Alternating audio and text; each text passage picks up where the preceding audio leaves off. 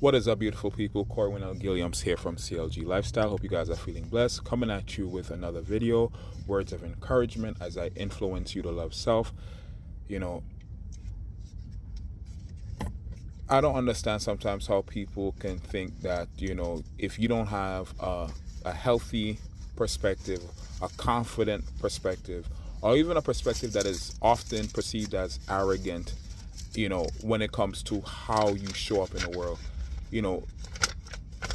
How often that is interpreted as you being cocky, or you're being arrogant, or you're being full of yourself or feeling yourself. And it's interesting because it's like the most times, if not all the time, anytime you hear these types of commentary come out of the mouths of people, oftentimes it's people who are evidently and clearly insecure and just have a low level view of themselves. And because you don't, even if you're in the same environment as these individuals, they're often the ones to try to interpret your way of living or how you see yourself in a negative way.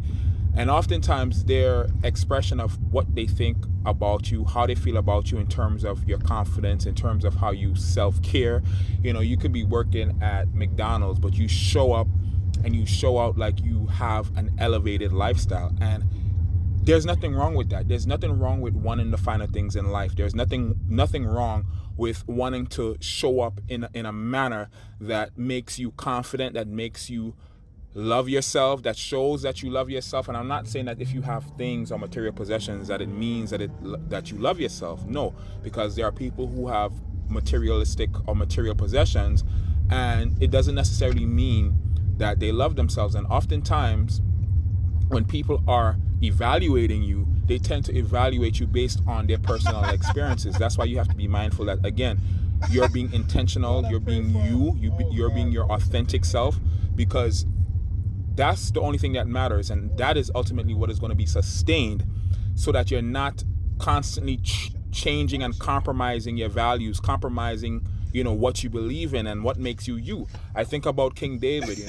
King David was someone who for all purposes, he externally, right, did not look thank you for this idea. as the person that would be qualified to slay Goliath. He didn't look, according to his family, according to people who knew him, he was not someone that was perceived to be as courageous and as strong and as victorious that as obviously he showed himself to be.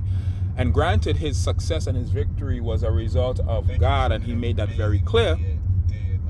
We got to also understand that him being able to be victorious was also him understanding who he was, and knowing that the battle warfare or the attire that Saul wanted him to put on, that was not going to make him successful. That was not going to help him be him in terms of being victorious, in terms of him showing up authentically, in terms of him giving God the glory. Because you know how people like to take the credit when God has blessed them, and when they have certain things about them, whether it's education, experience, networks, they try to use that as the reason as to why they're successful. But God wants you to be you. He wants you to be your authentic self, and that's all that matters. Okay?